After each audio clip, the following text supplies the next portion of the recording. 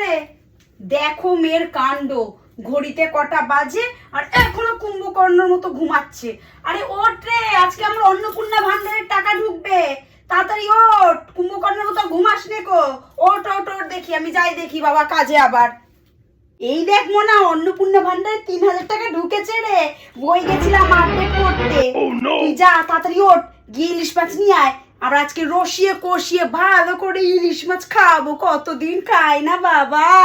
মা, হ্যাঁ, তোমার ওই অন্নপূর্ণা ভান্ডারের টাকা দিলে বয়ফ্রেন্ডকে একটা জাঙ্গিয়া প্যান্ট কিনে দিয়েছি গো।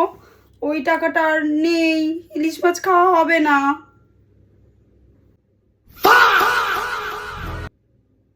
কেন চোখের মাথা খেয়ে বসে আছো নাকি? তোমার বাবার এই ফুটো জাঙ্গিয়াটা দেখোনি চোখে?